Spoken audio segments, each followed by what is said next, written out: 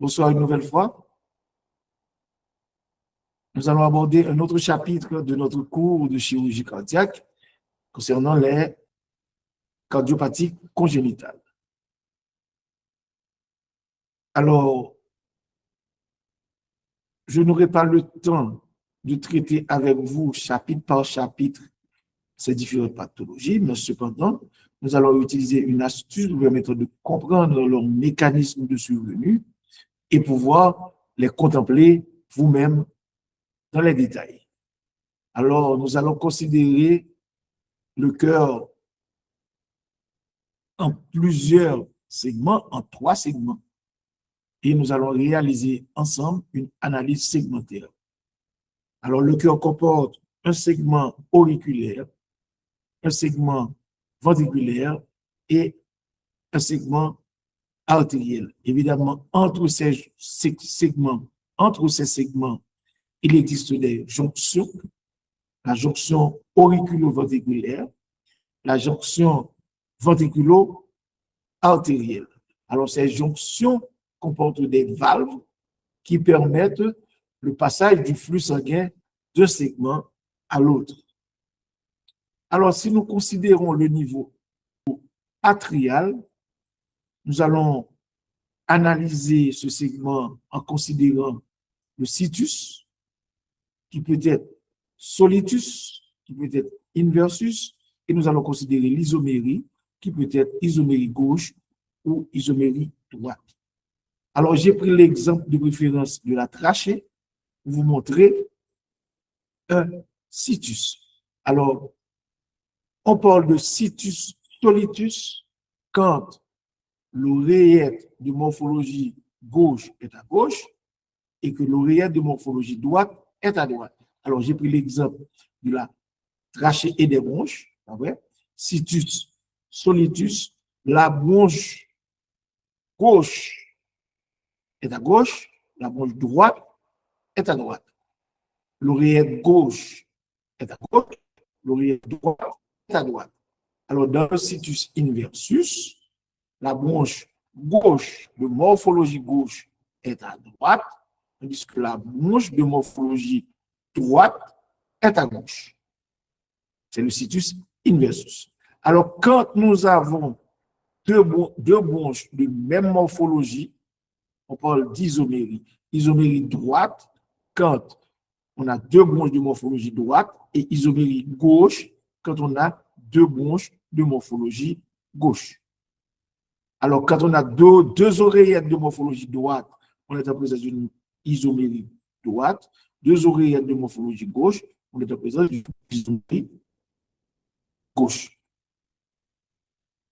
Alors, regardez avec moi les différentes, au niveau auriculaire, type de situs solitus, avec un D-looping, situs solitus avec un L-looping,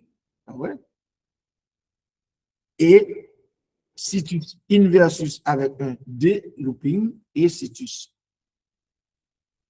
solitus avec un L-looping. Alors, regardez bien pour comprendre, situs solitus, l'oreillette de morphologie droite est à droite, l'oreillette de morphologie droite est à droite, l'oreillette de morphologie gauche est à gauche. OK? Faites la différence entre D looping et L looping. Regardez bien ici, situs solitus avec L looping. Regardez ce que vous avez ici. Le ventricule de morphologie gauche, le ventricule de morphologie droite. Regardez ici, le ventricule de morphologie droite et le ventricule de morphologie gauche.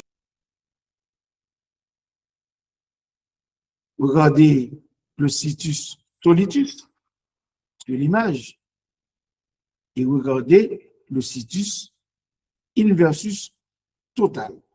C'est-à-dire, quand vous avez un situs inversus total, non seulement vous avez ce situs au niveau auriculaire, au niveau cardiaque, mais aussi les autres organes peuvent subir des modifications. Par exemple, le foie que vous voyez ici, qui normalement devrait être à droite, se trouve ici à gauche, tandis que la rate, qui normalement devrait être à gauche, se trouve. Ainsi, si vous descendez, vous allez voir que le chicome peut se trouver à gauche. Alors, c'est le situs inversus totalis.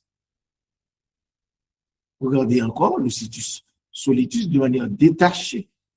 Le cœur,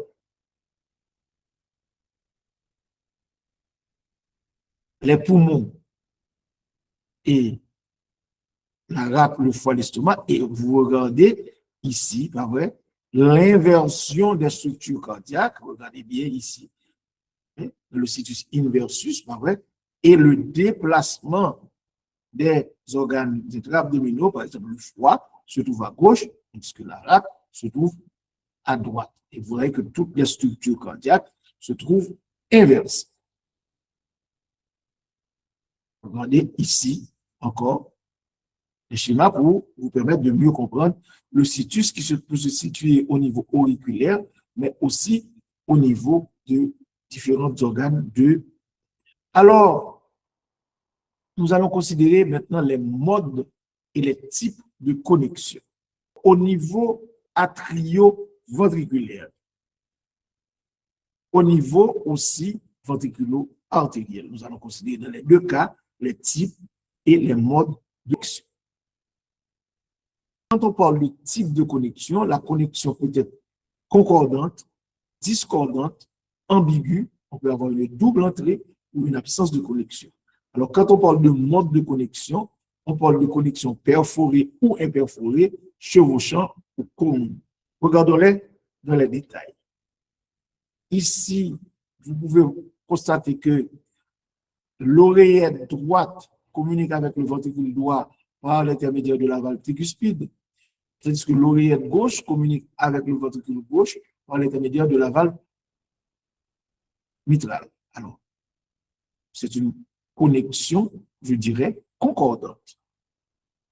Alors, on aurait la discordance quand la valve tricuspide se trouve entre l'oreillette gauche et le ventricule gauche. C'est une discordance.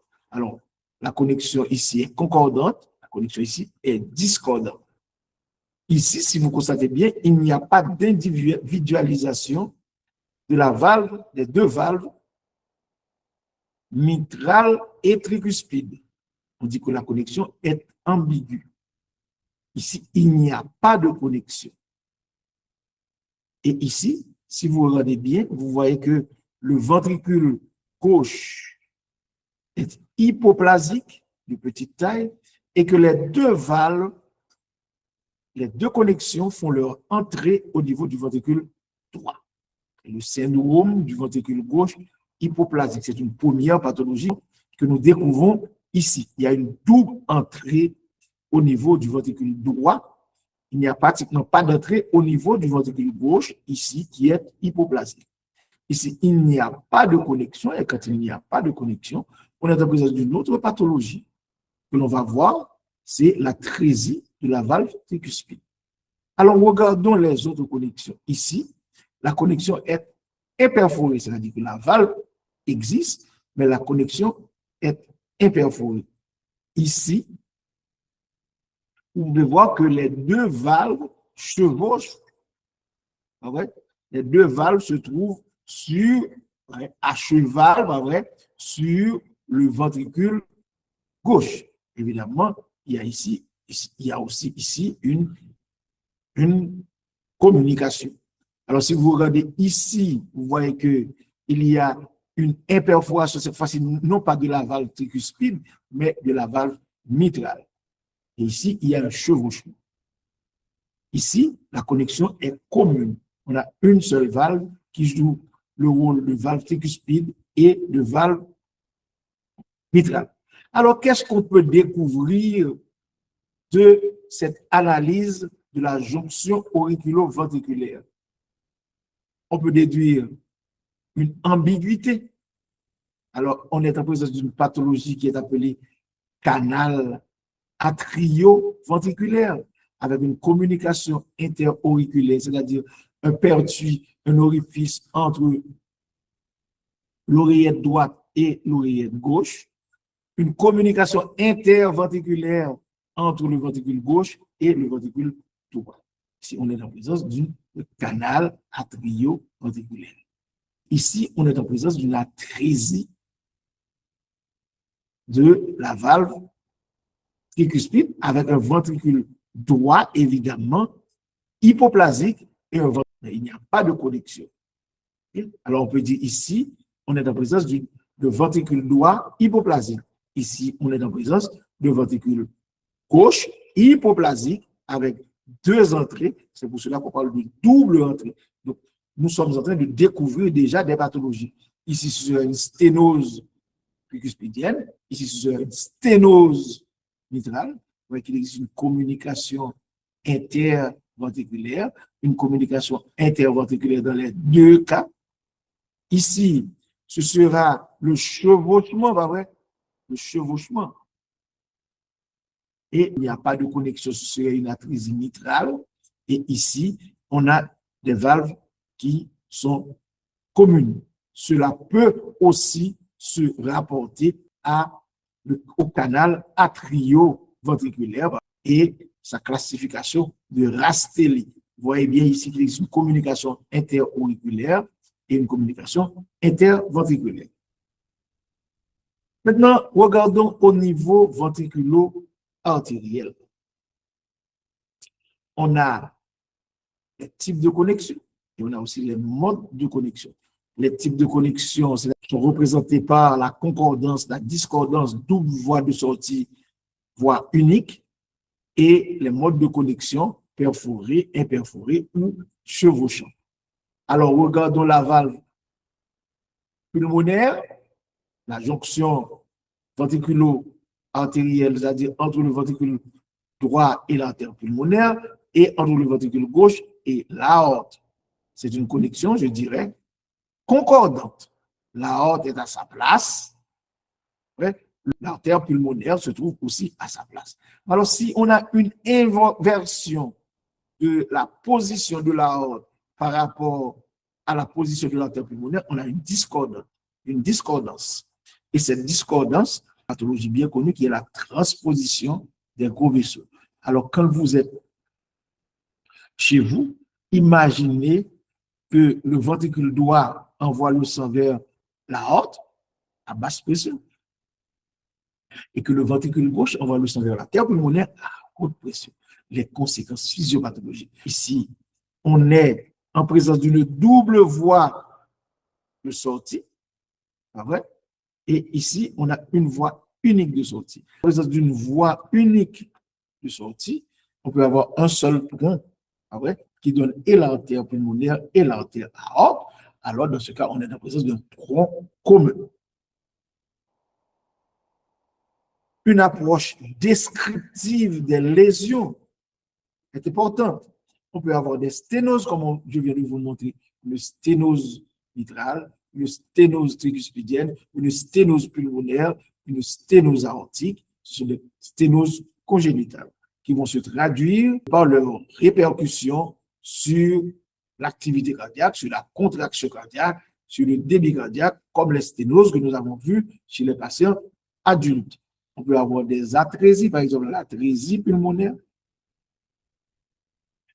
Il existe aussi des hypoplasies. Par exemple, l'arc aortique peut être interrompu. Imaginez-vous que l'arc aortique peut être debout qui ne communique pas. Vous imaginez ce qui va se passer quand le cœur va propulser le sang vers ce bout et que le sang ne pourra pas aller à la périphérie.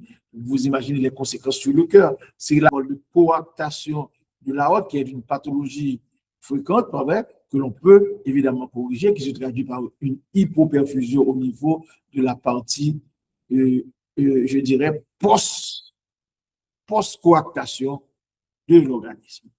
Alors, quand vous allez cuisiner, vous allez comprendre beaucoup plus des détails de coarctation de l'aorte. On peut avoir des communications, une communication interauriculaire une communication interventriculaire. Les veines pulmonaires peuvent être connectées de manière aberrante. On a une connexion anormale des veines pulmonaires qui peuvent être connectées sur les veines systémiques. Alors, il existe beaucoup de pathologies, mais une fois la compréhension de la segmentation cardiaque et une analyse segmentaire se trouve bien conduite, on va pouvoir détecter ces pathologies. Alors, il existe des particularités supplémentaires. Par exemple, l'artère pulmonaire peut donner naissance aux artères coronaires, c'est le syndrome d'Al-Kapat. Alors, quand vous avez une sténose pulmonaire, j'ai parlé de une communication interventriculaire, une communication interauriculaire, on est en présence d'une pathologie bien connue qui est la tétralogie de Fallot. Alors, la circulation fœtale est différente de la circulation chez l'individu après la naissance. Alors, dans la circulation fœtale, il existe un élément important. C'est le canal artériel qui fait communiquer l'aorte avec l'artère pulmonaire. Les poumons ne sont pas encore fonctionnels. Alors, c'est à la naissance que la respiration va intervenir et que cette respiration va entraîner des conséquences sur la musculature et des conséquences liées aux prostaglandines, va entraîner la fermeture de ce canal. Il existe aussi une communication aussi entre les oreillettes, c'est le foramen ovalé qui est perméable, qui à la naissance aussi sera fermé. Alors vous comprenez, si ce foramen ovalé persiste après la naissance, c'est une communication interauriculaire avec ses conséquences, puisque le sang va sortir de l'oreillette gauche pour aller vers l'oreillette droite et va passer dans le ventricule droit pour aller vers les poumons, entraînant un hyperflux pulmonaire. C'est la même chose aussi pour le canal artériel. Si le sang va partir de l'aorte pour aller vers l'artère pulmonaire, entraînant un hyperflux au niveau de l'artère, au niveau des poumons, avec les conséquences. C'est pour cela que ces enfants qui ont une communication interauriculaire, qui ont une persistance du canal artériel, donc ont des pathologies respiratoires, ont des pneumonies à répétition, en dehors des conséquences hémodynamiques que je vous demandais de cuisiner. Par exemple, je vous demanderais d'aller voir ce que c'est qu'une unité Wood, le rapport de la pression artérielle systémique par rapport à la pression artérielle pulmonaire et l'inversion de ces rapports. Je vous demande aussi de regarder aussi le phénomène d'Eisenmenger. Alors ici, voici une liste de pathologies que l'on peut avoir, que je vous demande d'aller regarder: la coarctation de l'aorte, la persistance du canal artériel, la communication interauriculaire, la communication interventriculaire, la tétralogie de Fallot, la transposition des gros vaisseaux, le tronc artériel commun, troncus arteriosus, et un double arc aortique. Je ne vous ai pas présenté, un double arc aortique, je ne vous ai pas présenté une rupture, je dirais, de continuité de l'arc aortique. Alors, cette chirurgie que l'on doit appliquer pour corriger ces anomalies se divise en deux parties. Une chirurgie correctrice, les procédures les plus souvent utilisées sont la correction des anomalies de l'artère aorte, comme dans l'interruption de l'arc aortique, comme dans le double arc aortique, comme dans l'hypoplasie de l'arc aortique, comme dans la coarctation de l'aorte. Ok, ce sont des chirurgies, je dirais, qui vont permettre la correction de la pathologie, comme dans la communication interauriculaire. On va corriger avec un patch, on va corriger avec on peut corriger avec un implant d'air, comme dans le cas de la communication interventriculaire, on peut corriger aussi ces anomalies. Alors, On peut corriger aussi l'origine anormale des artères pulmonaires. On peut corriger la transposition des gros vaisseaux en réalisant la manœuvre de Lecomte. Cette correction s'appelle l'intervention de Jatel. On peut corriger aussi un drainage veineux pulmonaire anormal. Il peut se produire une fenêtre, appelée fenêtre aortopulmonaire, c'est-à-dire que non seulement le cloisonnement n'est pas total, mais il persiste un orifice entre l'aorte et l'artère pulmonaire qu'on peut également corriger. On peut fermer un canal artériel persistant, on peut le faire en Haïti sans problème. Donc, et on peut réaliser l'intervention de Norwood et, s'il le faut même, une transplantation cardiaque. Ce sont des chirurgies de correction définitive. Mais, des fois, on ne peut pas réaliser une correction complète. On réalise un traitement néonatal palliatif. C'est-à-dire que les individus atteints de tétralogie de Fallot avec anatomie défavorable, on peut réaliser ce qu'on peut faire en Haïti aussi, une fissure systémico-pulmonaire. On peut faire le Blalock-Taussig ou le Watterson. Voilà. Fissure de Sano. On peut aussi réaliser, dans les cas de CIV, on peut réaliser cette intervention en Haïti. On peut corriger normalement un CIV. Mais des fois, l'hypertension artérielle pulmonaire s'installe et complique la situation. Dans ce cas, on ne peut pas pouvoir corriger cette pathologie parce qu'on a trop tardé. On peut réaliser un cerclage de l'artère pulmonaire. Voici l'artère pulmonaire. On peut réaliser aussi cette intervention en Haïti et voici le cerclage que l'on peut envisager. Alors, je n'ai pas le temps de voir avec vous en détail toutes ces pathologies, mais je vous demande d'aller analyser de manière segmentaire le cœur et découvrir ces différentes pathologies et retenir l'essentiel à partir de vos lectures de ces pathologies, ce qui vous donnera une vue assez solide, assez importante des pathologies cardiaques congénitales. J'espère